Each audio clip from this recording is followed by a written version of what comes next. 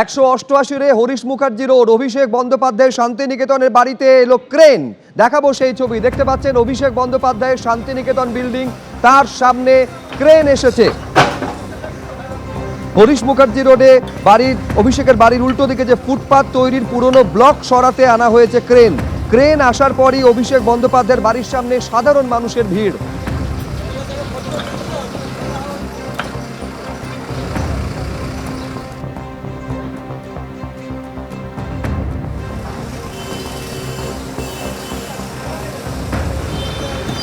দেখতে পাচ্ছেন ছবি, অভিষেক বন্দ্যোপাধ্যায়ের বাড়ি শান্তিনিকেতন বিল্ডিং, তার সামনে এসে পৌঁছলো বুলডোজার। 188 হরিশ মুখার্জি রোডে অভিষেক বন্দ্যোপাধ্যায়ের যে বাড়ি, তার সামনে এসে পৌঁছলো।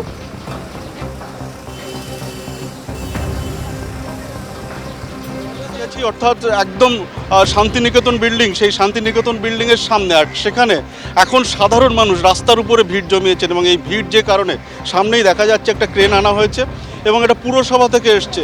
এই ক্রেন আসার পরেই কিন্তু এলাকায় চাঞ্চল্য ছড়িয়ে পড়ে এবং সাধারণ লোকজন তারা ভিড় করেন। ইতিমধ্যে যেমনটা হয়েছে যে এখানে নোটিশ দেওয়া হয়েছে এবং অভিষেক বন্দ্যোপাধ্যায় তার পরিপ্রেক্ষিতে সময় চেয়েছেন। সেই ঘটনার পরিপ্রেক্ষিতে এই ক্রেন দেখে অনেকের মধ্যে উৎকণ্ঠা ছড়িয়ে পড়ে এবং যেমনটা দেখা যাচ্ছে যে রাস্তার উল্টো দিকে এখানে এই যে ফুটপাত, সেই ফুটপাতের যে ব্লকগুলো রয়েছে তা নতুন করে বসানো হয়েছে, যে কারণে আগের যে ব্লকগুলো ছিল সেগুলো এখানে ডাই করা ছিল।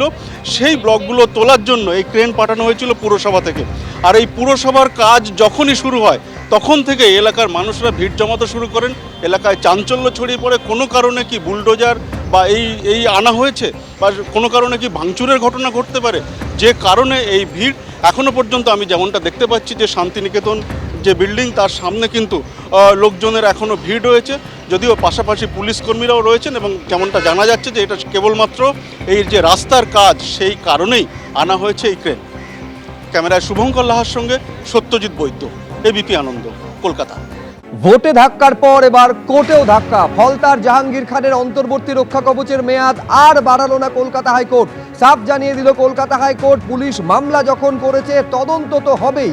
যে 7টি এফআইআর রুজু হয়েছিল সেই এফআইআর এর ভিত্তিতে তদন্ত করার মতন সুযোগ রয়েছে। দায়ের হওয়া 7টি এফআইআর এর মধ্যে এমন তথ্য আছে বলে জানালো কলকাতা হাইকোর্ট। অর্থাৎ অভিষেক ঘনিষ্ঠে রক্ষা কবচের মামলায় এই কথা জানিয়ে দিল কলকাতা হাইকোর্ট। আত্মসমর্পণ করে জামিনের আবেদন করুন বলল আদালত। ভোটের জন্য কোনো নথি না দেখেই 26শে মে পর্যন্ত রক্ষা কবচ দেওয়া হয়েছিল। ভোট মিটে গিয়েছে, এখন আর রক্ষা কবচের কি প্রয়োজন? অভিষেক ঘনিষ্ঠ জাহাঙ্গীরের আইনজীবীর উদ্দেশ্যে প্রশ্ন করেছে কলকাতা হাইকোর্ট। আমি আরো বিস্তারিত এই নিয়ে জানবো, সৌভিক মজুমদার আমাদের প্রতিনিধি রয়েছেন। তার মানে এই রক্ষা কবচের মেয়াদ যখন কলকাতা হাইকোর্ট আর বাড়ালো না, তার মানে তো এই কড়া পদক্ষেপ নেওয়ার ক্ষেত্রে জাহাঙ্গীর খানের বিরুদ্ধে আর কোনো আইনি বাধা রইল না। সৌভিক, দেখো, মূলত 5টি মামলার ক্ষেত্রে দু ধরনের মামলা হয়, অর্থাৎ 5টি অভিযোগকে ঘিরে কলকাতা হাইকোর্টে দু ধরনের মামলা হয় এবং সেই দু ধরনের মামলায় দুটি রক্ষা কবচ জাহাঙ্গীর খান পেয়েছিলেন এবং একটি মামলায় যে রক্ষা কবচ ছিল সেটা আগামী কাল পর্যন্ত দেওয়া হয়েছিল এবং অপর মামলায় যে রক্ষা কবচ দেওয়া হয়েছিল তার মেয়াদ কিন্তু আজকে শেষ হচ্ছে। ফলে জাহাঙ্গীর খানের তরফ থেকে কলকাতা হাইকোর্টে আবেদন করা হয়েছিল যে তার রক্ষা কবচের যে মেয়াদ রয়েছে সেটা যেন আপাততভাবে কমপক্ষে 10 দিনের জন্য বাড়ানো হয়। কিন্তু কলকাতা হাইকোর্টের তরফ থেকে সেই জাহাঙ্গীর খানের আবেদনকে একেবারেই মান্যতা দেওয়া হয়নি। দুটি রক্ষা কবচই প্রত্যাহার করা হয়েছে, অর্থাৎ মূল যে 5টি অভিযোগ হয়েছিল এবং 5টি এফআইআর হয়েছিল সেই 5টি এফআইআর এর ভিত্তিতে দুটি যে রক্ষা কবচ জাহাঙ্গীর খান কলকাতা হাইকোর্ট থেকে পেয়েছিলেন সেই দুটি রক্ষা কবচই কলকাতা হাইকোর্ট আজকে প্রত্যাহার করে নিল। ফলে এই প্রত্যাহারের সিদ্ধান্ত যখন কলকাতা হাইকোর্ট নিল, তার মানেই হচ্ছে যে জাহাঙ্গীর খানের বিরুদ্ধে এখন থেকে কড়া পদক্ষেপ গ্রহণের ক্ষেত্রে পুলিশের কাছে কার্যত আর কোনো বাধা নেই এবং আইনি যে বাধা এতদিন পর্যন্ত ছিল সেটাও আজকে থেকে প্রত্যাহার হয়ে গেল। তোমার মনে থাকবে যে কলকাতা হাইকোর্টের তরফ থেকে যখন প্রাথমিক পর্যায়ে রক্ষা কবচ দেওয়া হয় সেই সময় মাননীয় বিচারপতি সৌগত ভট্টাচার্য বলেছিলেন যে জাহাঙ্গীর খান তিনি যখন একটা বিধানসভা নির্বাচনে তিনি প্রতিদ্বন্দ্বিতা করছেন সেই কারণেই তিনি কিন্তু এই রক্ষা কবচ পেতে পারেন। করেছিলেন এবং 26শে মে পর্যন্ত অর্থাৎ আজকে পর্যন্ত সেই রক্ষা কবচের মেয়াদ বহাল ছিল। কিন্তু এখন তুমি জানো যে নির্বাচন মিটে গিয়েছে, ফলাফল ঘোষণা হয়ে গিয়েছে, ফলতায় জাহাঙ্গীর খান চতুর্থ হয়েছেন, অর্থাৎ যে প্রাপ্ত ভোট ছিল সেই প্রাপ্ত ভোটের নিরিখে তিনি চতুর্থ হয়েছেন। ফলে এই পর্যায়ে জাহাঙ্গীর খানের আপাততভাবে আর রক্ষা কবচের কোনো রকম প্রয়োজন আছে বলে আইনজীবীরা মনে করছেন না। এবং কলকাতা হাইকোর্টের বক্তব্য হলো যে জাহাঙ্গীর খানের হাতে অন্যান্য যে আইনি পন্থাগুলো রয়েছে সেই পন্থাগুলো এখনো পর্যন্ত খোলা রয়েছে। তিনি গিয়ে চাইলে আত্মসমর্পণ করে জামিনের আবেদন করতে পারেন এবং সেই আবেদন বিশেষ আদালতের তরফ থেকে খতিয়ে দেখা হবে। কিন্তু আপাততভাবে জাহাঙ্গীর খানের সমস্ত রক্ষা কবচ কলকাতা হাইকোর্ট প্রত্যাহার করেছে। কড়া পদক্ষেপ অর্থাৎ গ্রেফতারির মতো কড়া পদক্ষেপে পুলিশের কার্যত আর কোনো আইনি বাধা থাকবে না। বেশ, তুমি আমাদের সঙ্গে থাকো সৌভিক, আমি আরেকবার তোমার কাছে আসবো, কিন্তু তার আগে দর্শকদের জানিয়ে রাখি যে রক্ষা কবচ দেওয়া হয়েছিল কলকাতা হাইকোর্টের তরফে জাহাঙ্গীর খানকে, সেই রক্ষা কবচ আর বাড়ালো না কলকাতা হাইকোর্ট।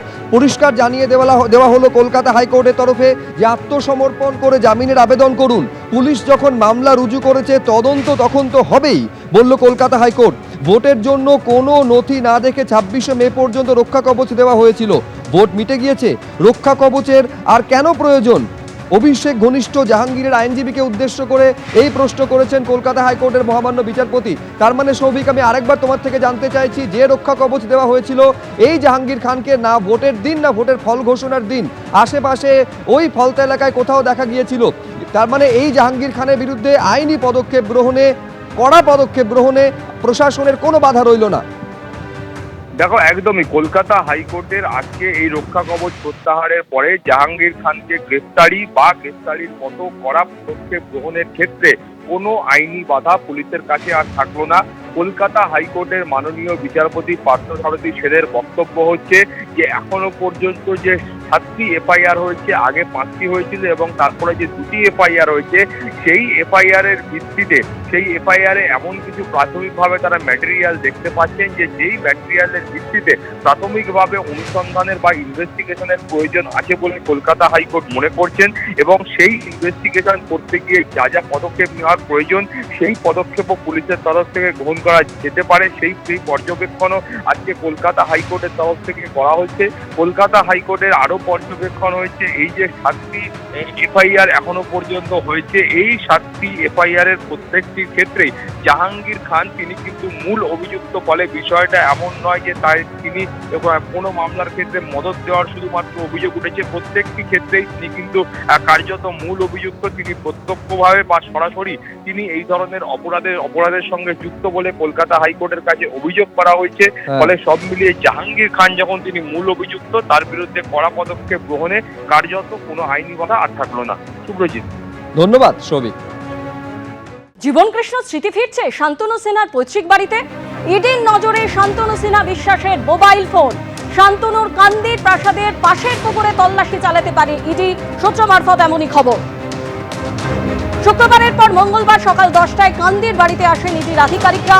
ইডির আধিকারিকদের সঙ্গে আসেন ব্যাংকের আধিকারিক। ইডির নজরে শান্তনু সিনহা বিশ্বাসের ব্যাংক অ্যাকাউন্ট এবং তার মোবাইল ফোনেরও কিন্তু খোঁজ চালানো হচ্ছে যে শান্তনু সিনহা বিশ্বাসের মোবাইল ফোনটি কোথায় রয়েছে। সরাসরি আমাদের প্রতিনিধি রানা দাস আমাদের সঙ্গে রয়েছেন।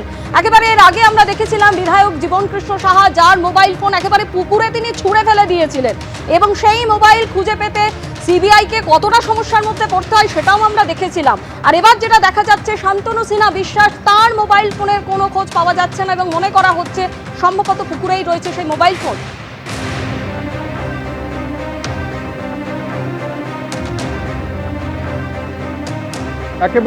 একেবারেই এই সম্ভাবনা কিন্তু রয়েছে এবং সূত্র মারফত সেটাই মনে করা হচ্ছে। তোমাকে প্রথমেই বলি যে শান্তনু সিনহা বিশ্বাসের এই যে বিশাল বাগানবাড়ি, এই বাগানবাড়িতে এই মুহূর্তে ইডির তল্লাশি চলছে এবং নজরে রয়েছে এই যে আমরা পুকুরটি দেখতে পাচ্ছি।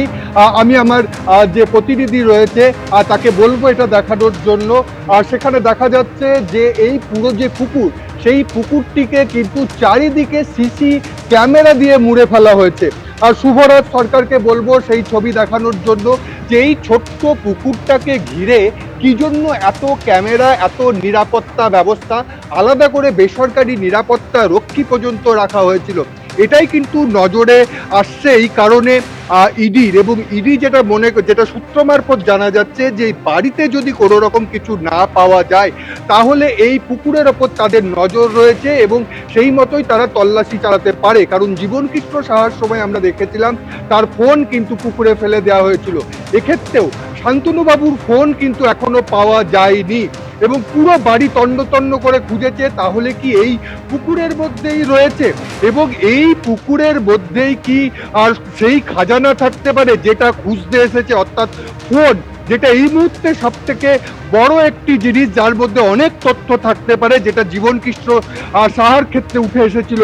সেই ফোন কি এই পুকুরে থাকতে পারে এবং এই পুকুরকে যেটা মনে করা হচ্ছে যে চিন্তা ভাবনা করা হচ্ছে যে ডুবুরি নামিয়ে কি এখানে তল্লাশি চালানো হবে না পুরো জল ফেলে দিয়ে তল্লাশি চালানো হবে। তার দুটো কারণ। প্রথম কারণ হচ্ছে সিসিটিভি ক্যামেরা দিয়ে এই ছোট্ট একটা পুকুরকে কেন 7টা সিসিটিভি ক্যামেরা দিয়ে পুরো মুড়ে ফেলা হয়েছিল এবং তিনি অর্থাৎ শান্তনু সিনহা বিশ্বাস তিনি কিন্তু কলকাতা বা বাইরে থেকে বসে এই সম্পূর্ণ পুরো বিষয়টি দেখতো।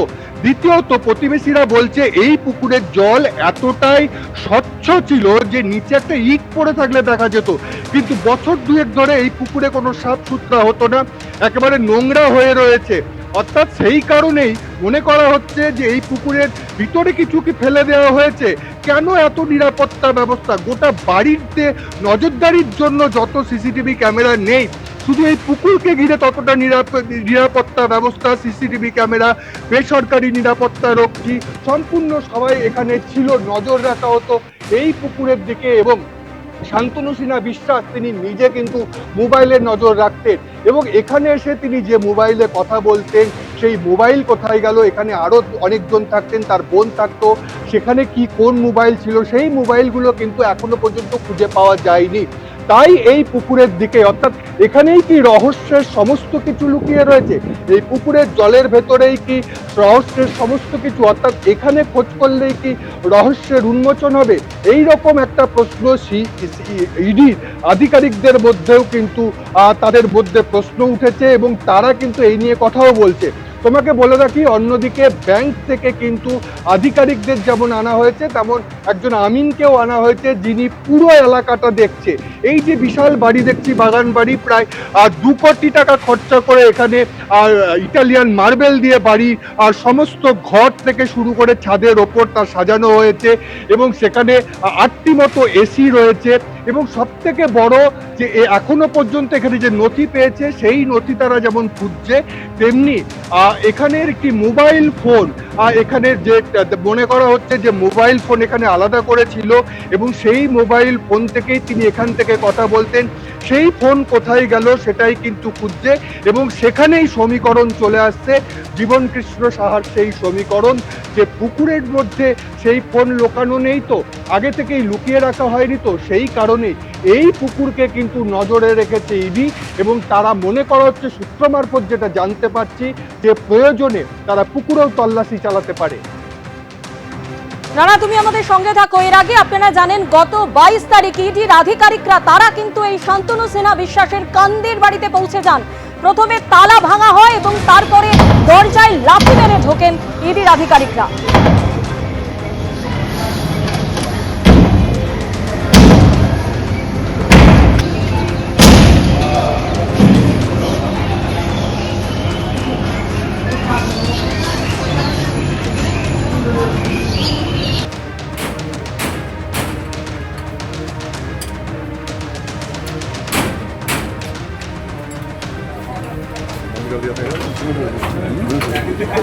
रुक जाना, रुक जा।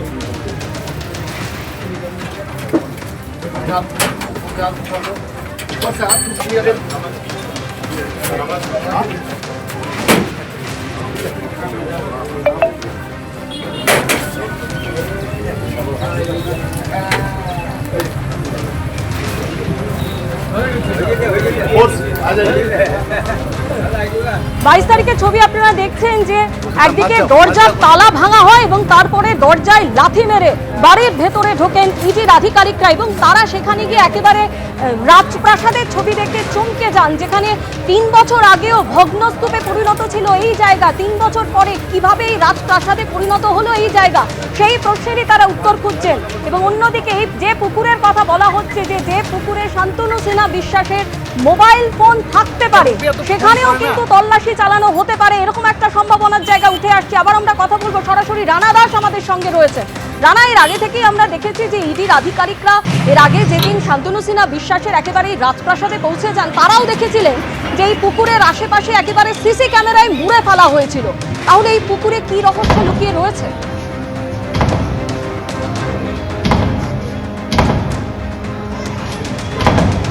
একেবারেই যেটা জানা যাচ্ছে যে এই মুহূর্তে ইডি আধিকারিকদের পাখির চোখ হচ্ছে শান্তনু সিনহা বিশ্বাসের এই যে বাগান বাড়িতে পুকুর রয়েছে, সেই পুকুর এসছে পাখির চোখ। কারণ মনে করছে যে এর মধ্যেও কিন্তু কিছু পেতে পারে।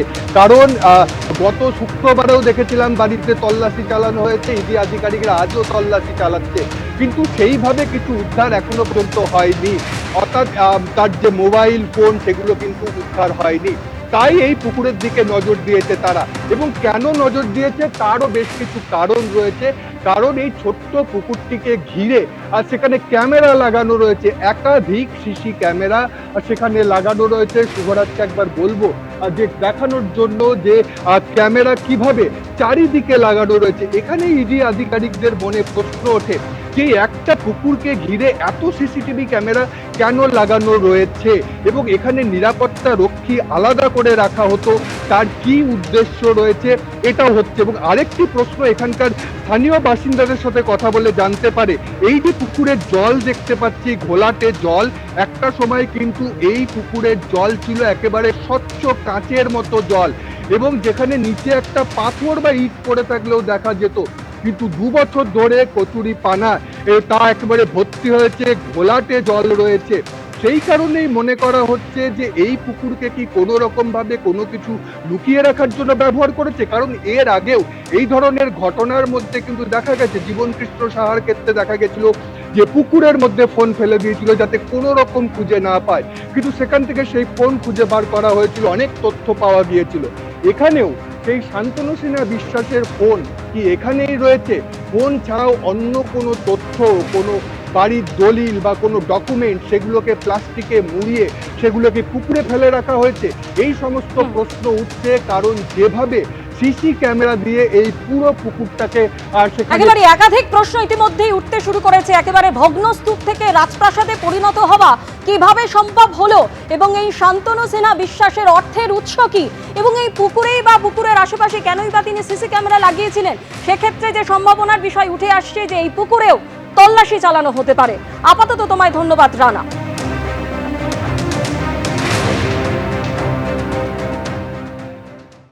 এবিপি আনন্দ, এগিয়ে থাকে, এগিয়ে রাখে।